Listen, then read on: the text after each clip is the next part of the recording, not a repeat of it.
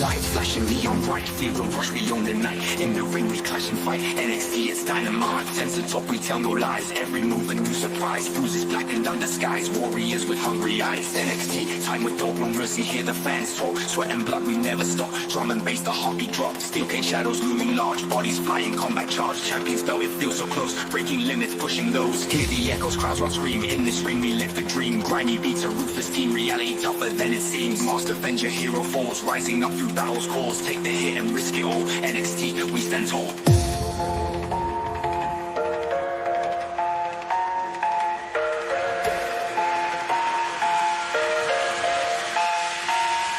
We stand tall.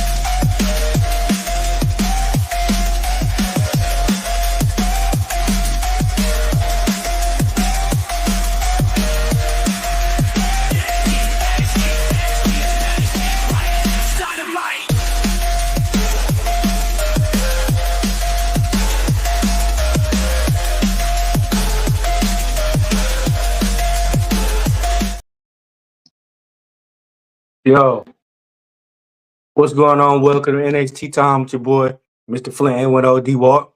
We're here to talk about NXT. Get your feedback, likes. We're here to talk about it. What y'all didn't like, what y'all did like. We're here to talk about it. Of course, like I said, I don't come by myself. I come with a pack. But like I said, NXT, we're here to talk about what you didn't like, what you didn't like. So, like I said, therefore, I got some company. We finna kick it, smoke it, enjoying this nice little cigar for right now until I, start to smoke. But I got the invisible man and the invisible woman. What's going on? Hello. How's everybody doing? Hello, everybody here. Welcome to NXT Time with D-Walk. We also have some special guests, so let's just say him out, Mr. D-Walk. Who else is up on the list? Oh, I got Black Book couching on here. Oh, Yep. and then he bring the people he ride with too. Come on. Influential Sports and Afi Kingdom. Yo, what's going on? What's going on, everybody? How y'all feeling? Good. Thank you all for coming on. Appreciate it. Mm-hmm. All right. Get it, Mr. D-Walk. All right, we're here to talk about that first match segment.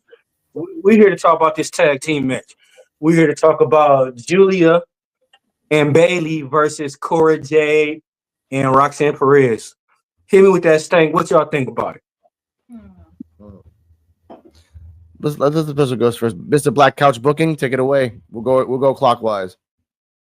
All right, let's do it. So this is a match right here that I didn't know what was the purpose of having the match until we found out what we're gonna be doing at Vengeance Day. But just a regular match, regular match. A lot of women's matches, on the show, which is great. This match was what you expected to be. Pretty good. Bailey and Julia, Roxanne Perez, Cora Jade.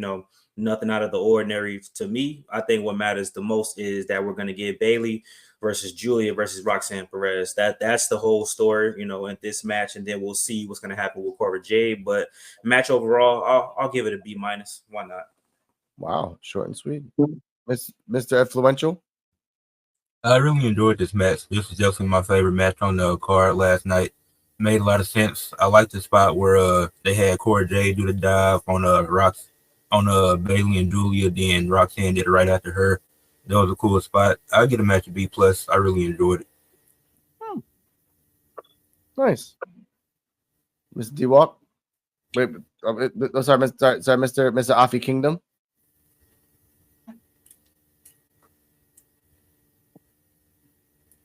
Oh wait, your mic's muted. Yep. He'll come back. He's frozen. Yeah. Well, I let Mr. D-Walk. Let's see. I mean, his mic. He's frozen. He'll come back. Mr. D-Walk. Go on. I like the match, but I didn't like the concept. Roxanne Perez, did she get her rematch back yet? Did she ever get her rematch one-on-one? Did she ever get her one-on-one? That'll come a little later, sir. No. You know. No, but I'm just saying she never got her one-on-one. So how is Bailey jumping in the situation? That's what I'm saying. Yeah. And to me, like I said, Who cares? Because she cares. I do because, like I said, make it right though. Let's make it right. No, I mean, like I'd rather see Julia. I would rather see Julia wrestle one-on-ones to make that NXT, to make the women's title, make it worthy to something. Yeah. What you ain't had no need to put her in a tag team match. That's how I feel. But I like the match though. The match is dope. I don't know.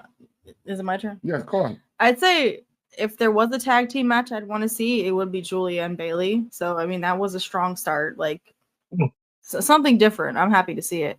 And I don't know, their dynamic was fun, you know, like they were happy to be in the ring together. So I'm curious to see how that'll switch up for the three-way. But yeah, I know I said this to Alex when we were watching the match. Like it almost feels like Julia is like fumbling a little bit after getting the belt. And he said maybe it's just like there's a little bit more pressure and maybe she feels a little bit more nervous and she has more to prove now that she has the belt on her shoulder. So. That's why they should have had her one-on-one. They don't need to have her in a tag team. They should have had her one-on-one. This is Bailey's, I mean, Alex puts it as like her farewell tour, basically. It is. Going everywhere. She's not re-signing. Her best friends in other places. She's like, I can make some money off myself. Fuck that shit. Hey, Visual Man, you're seeing Joe Link? Yeah, I got you. Yeah. While I'm talking about this, I'm gonna multitask. My thoughts on the match are as follows. Highlights. Cora Jade tried to do the whole little throw Bailey into the corner, do the hand thing. Bailey's like, I ain't doing that shit, bitch. Get the fuck out of here. That's my damn trademark. Doom. 2, Bailey to belly. Always beautiful to see from Bailey. Cora Jade was kind of sloppy. I will say that. That wasn't his fault. It wasn't her fault. I'm sorry. And Julia felt kind of off during the match, as the Visible Woman said, because she was fine during the match. It's her intro where like she feels like or it's just kind of weird. To find her footing again. It's Asuka-esque, and I don't like it. Like you already did it once, but already do it. So I give this match, I give it a B-. It's okay. Cora Jade was there. I'm like, I wish that every week when Cora Jade comes out, they just chant, "Go back to TNA. Go back to TNA." And you stay there, Cora Jade. Say like that. Shit. What's up next, Mr. D-Walk? I'll give Joe the link. Next match, we got a tricky against Wes Lee. Wes Lee can't never come back. Wes Lee can't come back from that smack he done got last week. Oh, of course. That smack he got last week, even if he won this match, he can't redeem himself. Yeah. By the way, shout out to Redman. He retweeted that Wes Lee got smacked, and he's like, "Oh, got you there." He smacked the coins out of him. He did. Let's go clockwise again. Invisible Woman. Thoughts on the match? This is Wes Lee. Trick versus Wes Lee. It was an alright match. Honestly, I don't have that many thoughts on it. Trick Evans, obviously is letting his emotions get the best of him right now. So I can say that. But what does everybody else think about this match? Mr. Black Couch Booking, your thoughts? I thought that, you know what? I think a lot of people forgot what Trick Williams and Wes Lee history really is. And that, you know, Trick Williams essentially used to terrorize Wes Lee, him and Carmelo Hayes, you know, for that North American strap. So, I mean, this match was fitting. I thought it was decent. I mean, everybody knows the real story is what happened at the end, to be honest, which I was very thrown off about at first, not going to lie, because I'm like, why would they do that? Like, if Trick Williams would have beat him straight up, cool. But if he would have lost, it also would have made sense as well, because then it's like, we know he about to go to the main roster. So him losing it could be like the downfall of Trick Williams, and Trick Williams got to go back to being with Carmelo Hayes because maybe he couldn't hack it, or maybe he just need his boy. But if he would have won, it's just like, okay, he just running through people. But that smacking that chair against the ropes like that was very dangerous. I thought he hit himself twice in the face. Yeah. The way it looked, I was like, oh shit, you better stop doing that bullshit. Yeah. But you know, Match wise, I mean, I thought it was straight. I think it should have just had a definitive winner, but if they would have had a definitive winner, it would have been like a B plus for me. But I'll give it like a B minus. Okay, Mr. Influential Sports. I think the match was cool, but I think the most important stuff happened before the match when Trick was pretty pissed off that he didn't get his title rematch. And it made me mad because how does Roxanne, even though it's in a triple threat match, she gets an automatic rematch for her title, but Trick doesn't get one for his title? Like, that just seems a bit racist to me. I don't know if I know that, Ray, but when you think about it, the black man don't get his rematch. Now he got to go on a tag team match next week with Oba Femi against Grayson Waller and Austin Theory of all people, who are the newest Raw superstars fighting for the NXT belt. So I just felt that was kind of weird and felt really random. So we're likely getting a fatal 4-way, but how we're getting there is just really stupid. True, and we'll talk about the Grayson Waller effect and something else more. But special guest, Mr. Joe BNCO, how are you this evening? Doing good, everybody. How's everybody doing? Doing good ourselves. Right. Joe, what's going on?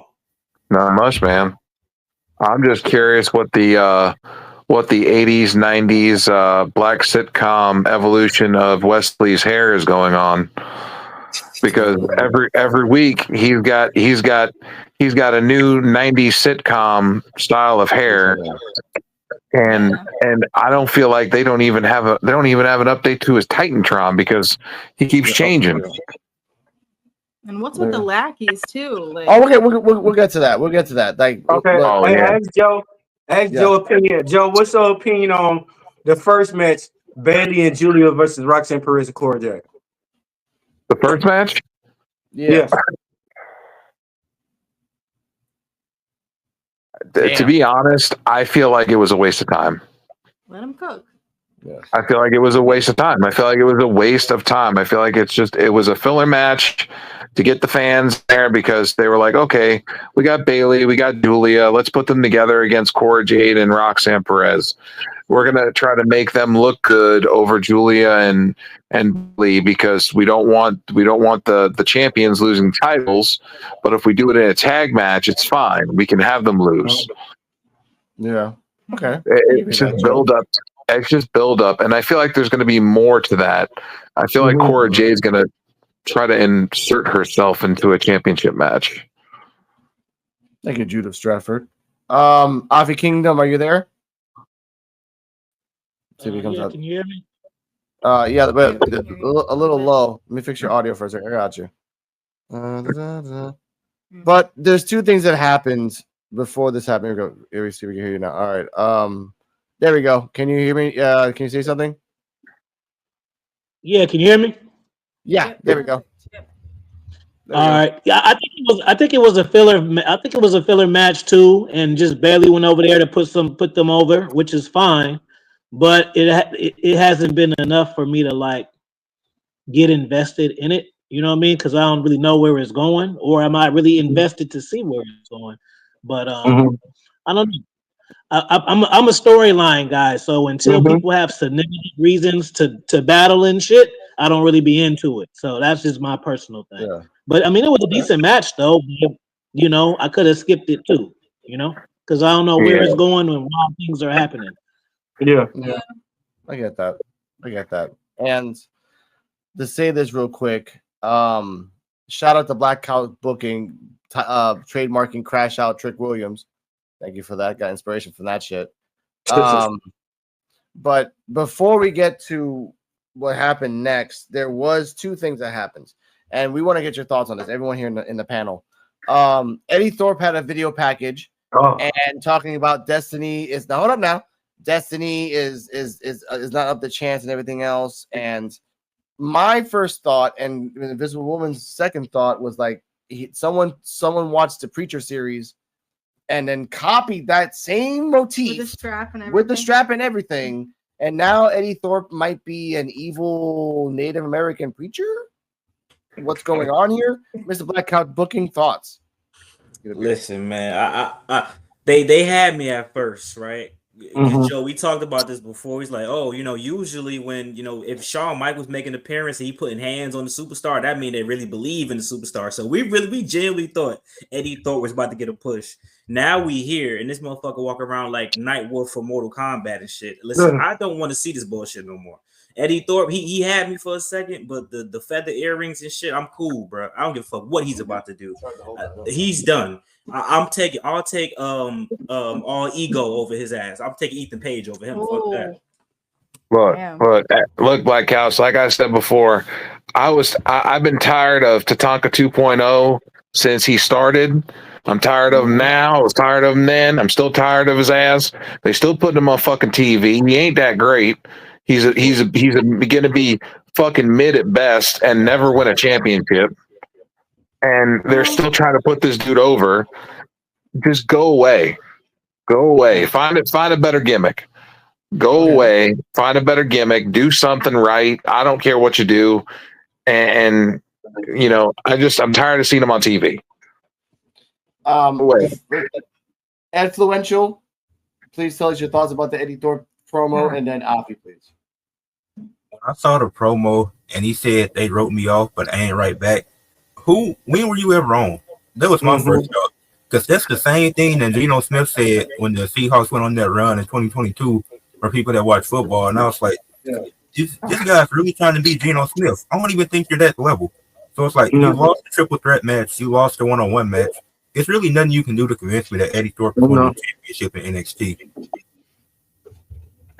Yeah. Avi Kingdom, your thoughts on the Eddie Thorpe? Yeah, hold on. Good. Oh, there you go. Muted again. Give me a second. I got you. There we go.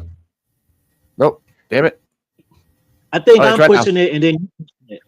All right. I ain't gonna touch it now. It's up, bro.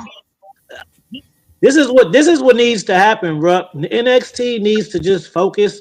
You can't. Everybody is not gonna be a star, and it's okay, bro. And like wasting time with like stupid characters. They need to just focus on a few good guys and build from there, because the guys who are in the top of the card, middle card, and the guys that are going to transfer up and shit. Because some of this other shit is filler. That could be pre-show type shit. Like I don't know, bro. Sometimes characters are good, but like they have to be really good. Like Bray Wyatt, it's a stupid character if on paper, but he's so good that it's hella good. So if you want to go character route, you have to be exceptional, or unless you just kind of like a character who's just getting over, and you're not supposed to, like for instance, Rusev. Like he got over, but that wasn't what was planned. It just happened. So if you're a character and that happens to happen, then embrace it. Kind of like what's the Joe Hendry, like that. Like it's a silly, but it's getting over organically. So let it rock. You know what I mean? But that's what I think. Yeah, I'm starting to wonder if that's what's happening here with him, because I don't know. My neutral opinion on it is like I don't like the gimmick either, but I'm conflicted because I do like the idea of like Native American representation, but I hate that it's being used in such a plot point type of way that I'm like, yeah, I don't like it either. But I do think Eddie showed out a little bit in the match with Oba. Like he does have some potential, so he could keep working at that and come back.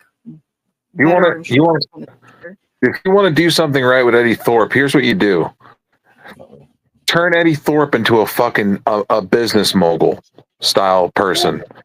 Have him owning casinos and things like that. I got reparations from my peoples. I knew it was coming. Look at my face. And now I'm cashing in, and have him be like a business type person, almost like $1 Million Man personality with a Native American mindset. And only if that's his heel turn. And then he comes back and he's like, all right, I'm the wolf again. Yeah, or he could just quit and start running casinos in real life.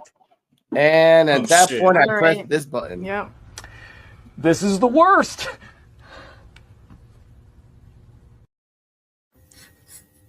I mean, I'm being honest. Like to me, like right now, he wasting time for other wrestlers. You know what I mean? Like he ain't really showing. They're giving him the screen time. So people want to that he see don't it, deserve. or it's a plot point for something. He doesn't deserve it though. Honestly, he does But not they're deserve doing it. it. He's No. getting a lot of screen time. Like You- that was a whole like mini movie right there. Hold up, Joe. Before we get to the next segment, I want to talk about wasted talent. Wes Lee's bodyguards, who I call Leland and Mark from RDC, freaking they ain't doing shit for the whole. No. They literally held the jacket that They Wesley pulled his took. jacket That off. pulled his jacket off, and just are doing nothing. And I told Joe and D-Walk, this tag team has something. It's not there yet. You got to get them polished to understand it. But if you're just using them as the entourage for Wes Lee, it's a wasted fucking talent. Honestly. Yeah, I do agree. That's what I'm saying. Black Couch Booking, your thoughts on that?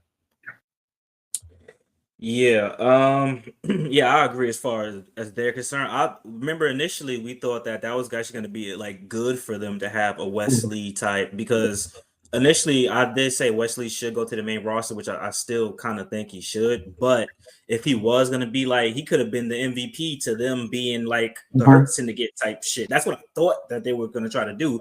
But apparently they just two motherfuckers in the background. They're basically everybody else in Chase U by Andre Chase type shit. Like that's basically what they are to Wes Lee. But real quick to the Eddie Thorpe shit, I agree. You got to go either all the way right, all the way left. Either he's gonna be a heel, that's fucking I'm Native American, but fuck my culture, fuck everybody, I got all the money. Or he on some Brent Sinclair shit where he's fucking losing all the time, but it's like, you know what? I'm fighting for the pride of my people. I'm the only one left. It's no one else in WWE but me type shit. Like one way you can go. You could, like I said, do the $1 million man route. Have him have Native Americans come out there to do something, and have them fuck them over every single time, or have a big Native American bodyguard that's out there with them all the time.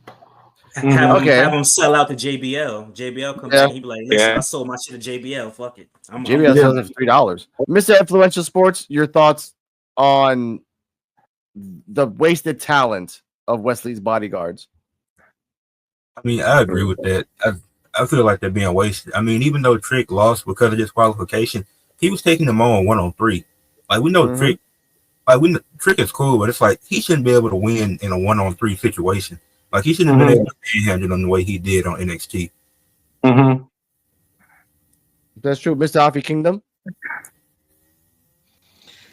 I think, for one, I don't think Wes has it to lead any stable. And for two, when you put people together, there needs to be like real explanation and reason why. We shouldn't have to figure out anything. Like it needs to be like, you gotta give us something to get behind, whether we like it or we don't.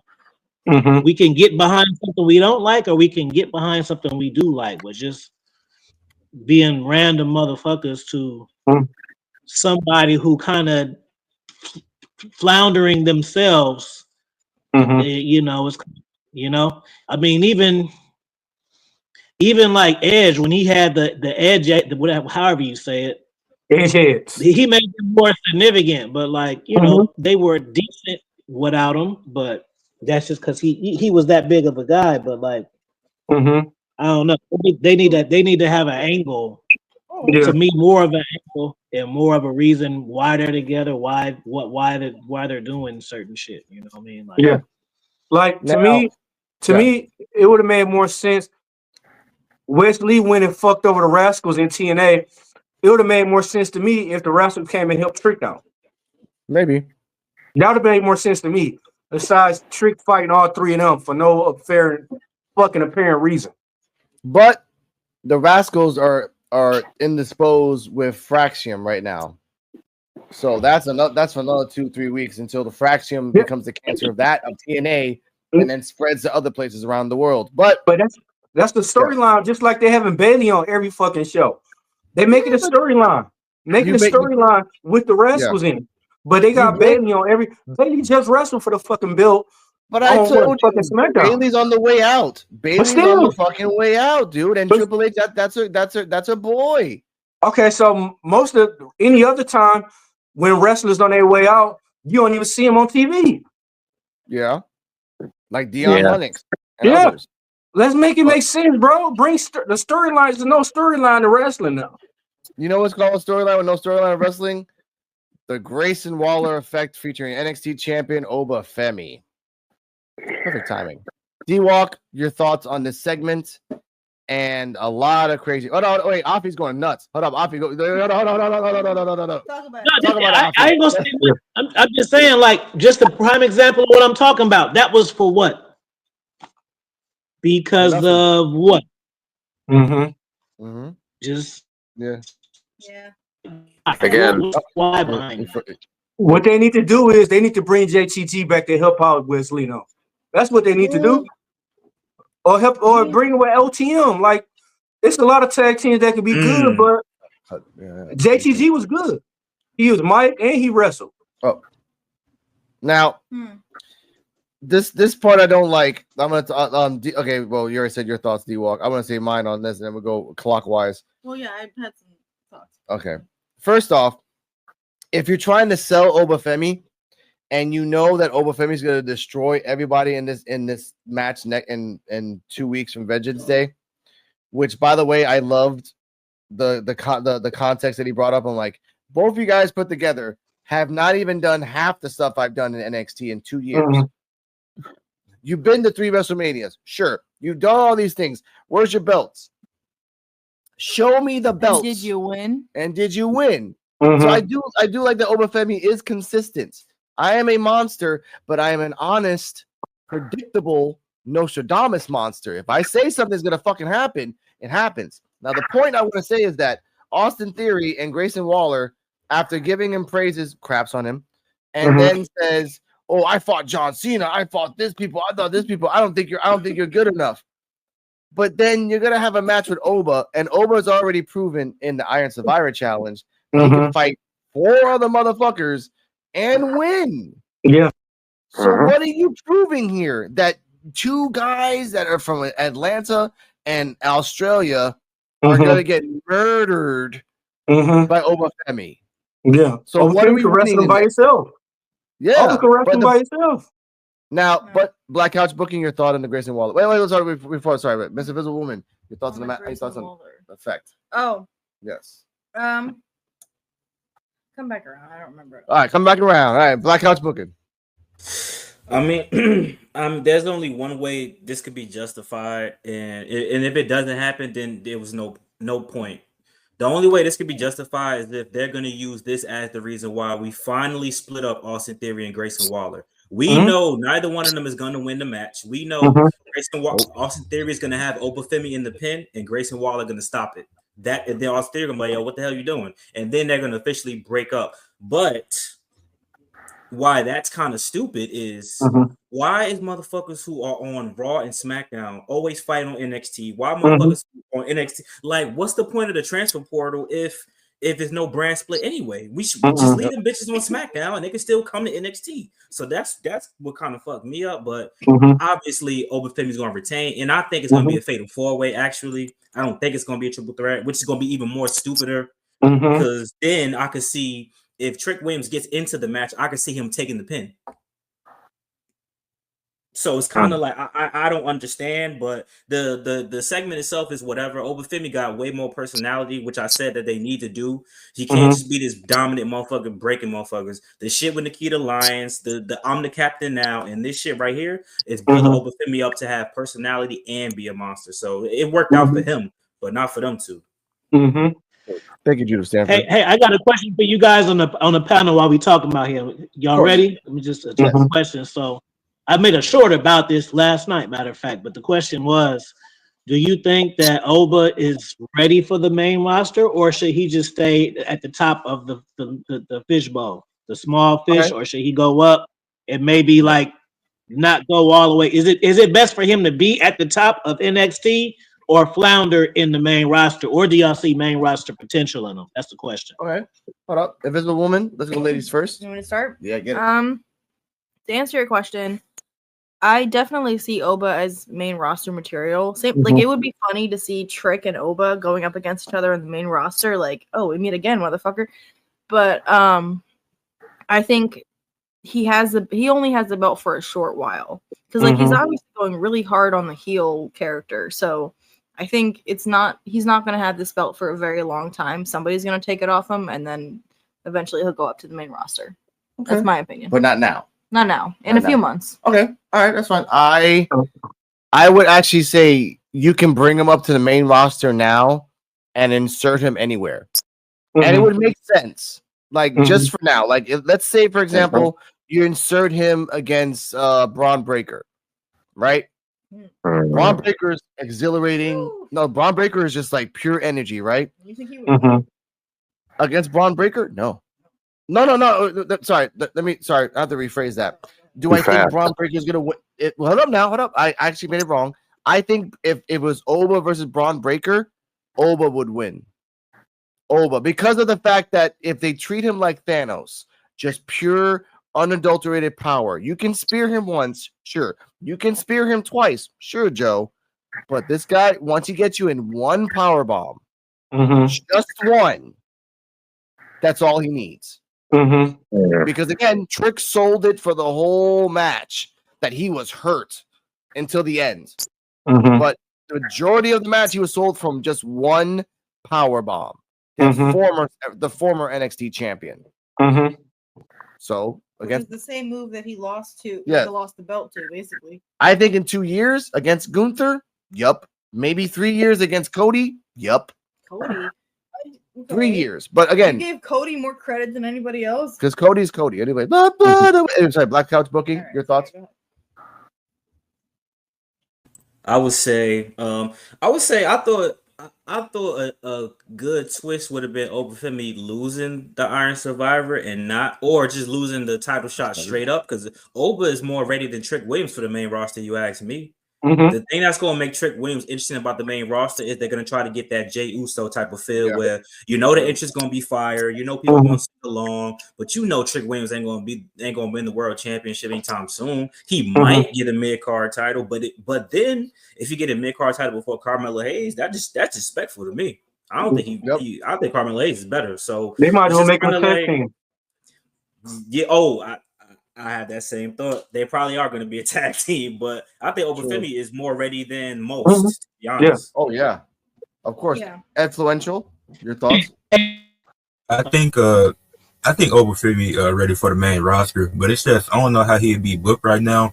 But to address the Grayson Waller effect, and speak on that earlier, that was just kind of pointless. It didn't really do anything. It sets up a triple threat match, which we know the outcome of, and then it's like I said earlier. Why does Trick Williams have to earn a title shot for the title that he lost? But these two new Raw superstars are getting the automatic shot at the NXT Championship. It's kind of like the same thing with Bayley. Like, they're supposed to be the new Raw superstars, and they're fighting on NXT, so that don't make a lot of sense. And Trick should have just got his rematch straight up. He gonna, like Couch said, it's gonna end up being a fatal 4-way, and he just gonna lose again. And then I still like the tease for Grayson Waller and Austin Theory splitting up. It's taking too long. I don't even think the Revolution lasted this long. Like, it's no way that you got Grayson Waller disrespecting Austin Theory hometown, and he just not going to do nothing about it. Mr. Joe Biancio, your thoughts on the effect? I feel like Oba's ready for the main roster, but my biggest fear is that he will get lost in the shuffle.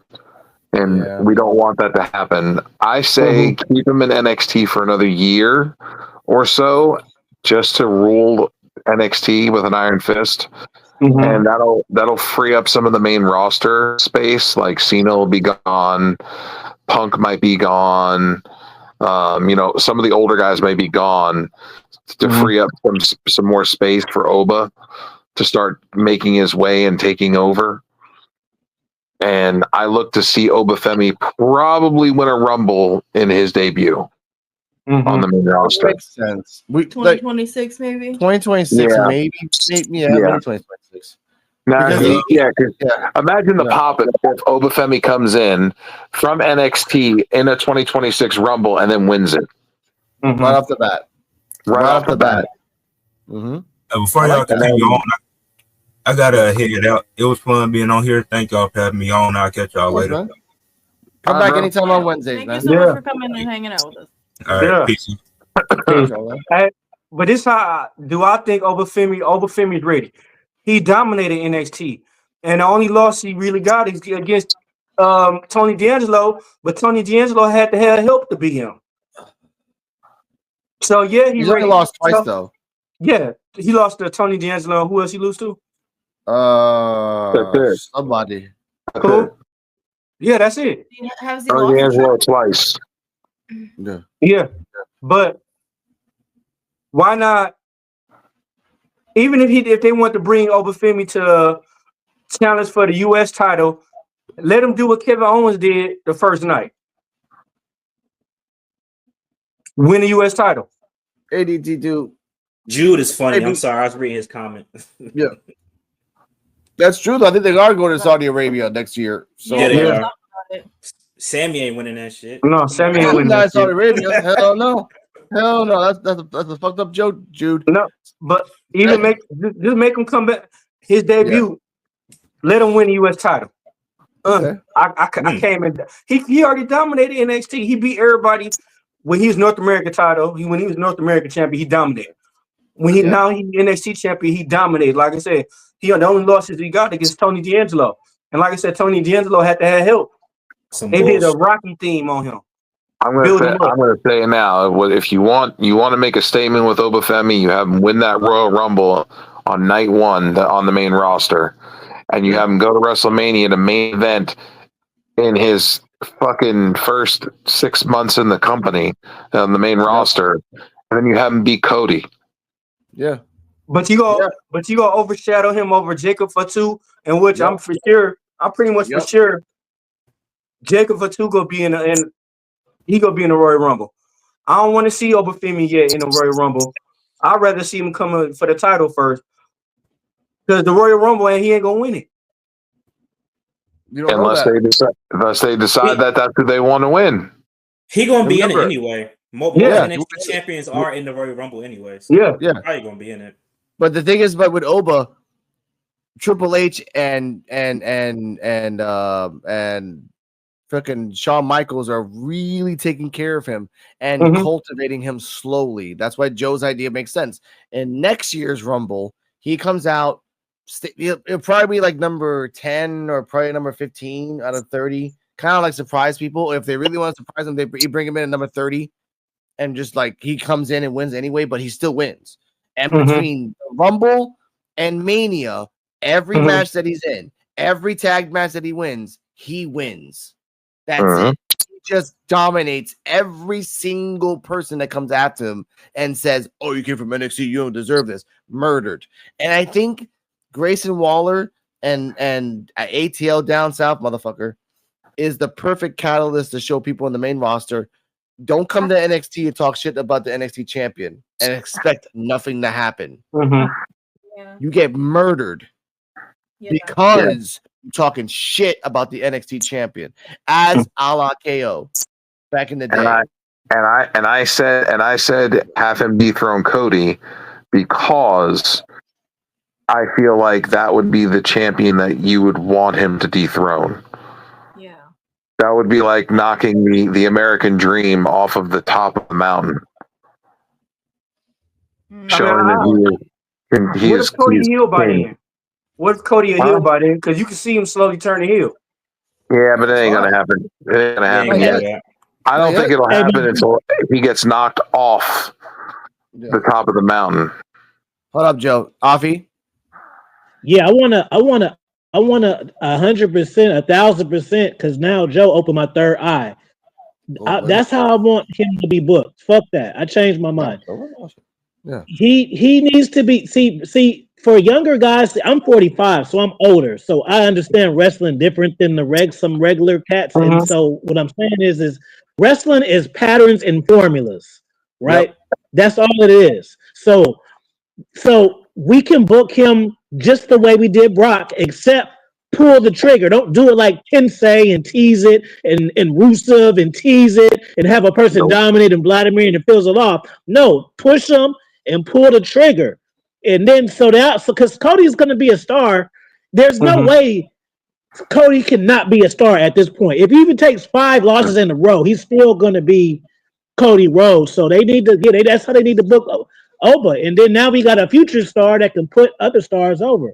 So yeah, he needs to be dominating and shocking the world the same way Brock was. He came in and he was beating people and doing shit. Nobody expected him to beat The Rock, aka Cody Rhodes. The same thing, and it's something that 100% works. And the thing about it is, the viewers now don't know the reference, so you're getting a payoff for the long term viewers, and you're getting a cool storyline for the new time viewers. So it's really, you know what I mean. So that the book is the same as that. And the side note, real quick, we were talking about Oba and Braun. Braun Breaker. I feel like if Braun Breaker somehow had some type of dialogue with Scott Steiner and went through his catalog of moveset, he'll go straight to the top because he has the potential to do certain moves and the strength that nobody can do, and then he gets the coach. If y'all go look at Scott Steiner's moveset when he was in the tag team, it's impeccable. And all those moves are being utilized, and who not to utilize them, then his nephew. Give him the same way Ric Flair gave Miz the cosign to do the figure four. Do all my sauce, because he doesn't. He's devastating and shit like that, but he can tap into a moveset that nobody, these viewers have never seen before, and with the moves alone will sell his character. Okay. Gardala, I'm waiting to see Braun Breaker break out. I want to see him